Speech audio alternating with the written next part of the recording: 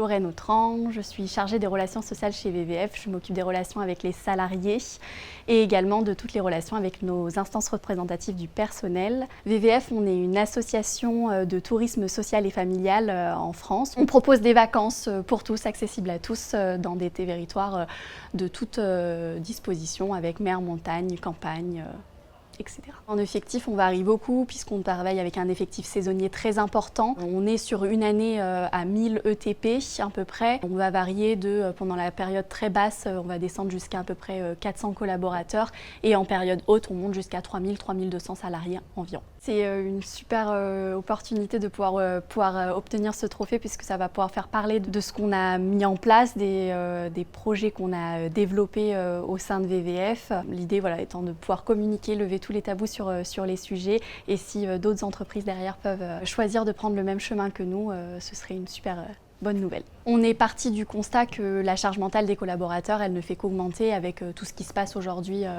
dans l'entourage et qu'il fallait trouver une solution pour décharger un petit peu tout ça, avec également le constat qu'on avait de plus en plus de mal à recruter. Il fallait du coup trouver des solutions pour être plus attractif. On a donc pris le parti de regarder tout ce qui pouvait embêter et inquiéter les salariés dans leur quotidien. On a commencé en 2022-2023 avec la question de la parentalité.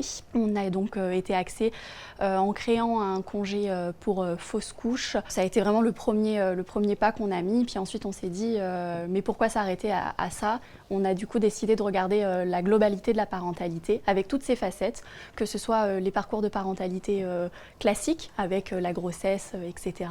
Mais c'est également les parcours de parentalité plus complexes avec l'adoption, la PMA, etc., etc. Une fois qu'on a eu regardé toute cette partie-là, on a eu vraiment des super bons retours de la part de nos collaborateurs, de la part de nos élus et de la part de nos pairs aussi RH. Donc ça nous a encouragés à continuer dans cette voie. Du côté de la parentalité, on a décidé de continuer de s'associer avec MyLouve sur le sujet de l'accompagnement dans la parentalité, essayer d'accompagner au mieux le collaborateur dans ce processus qui peut être un petit peu stressant pour eux. Et donc on a pris aussi le contre-pied de partir sur d'autres sujets qui entourent la vie du collaborateur, avec notamment un sujet qui nous a beaucoup tous touchés puisqu'on a tous été confrontés à un moment ou à un autre dans notre vie, c'est le cas du proche aidant.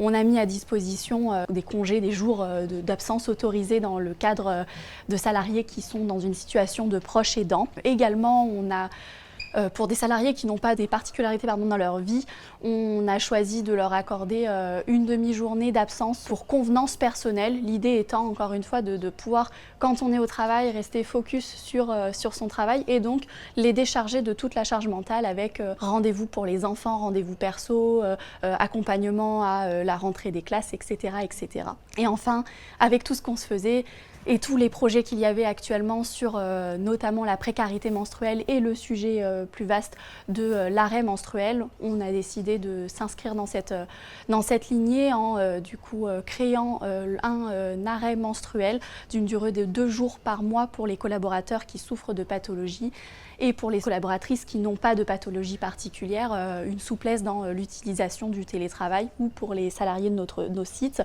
une souplesse dans l'adaptation de leur activité professionnelle.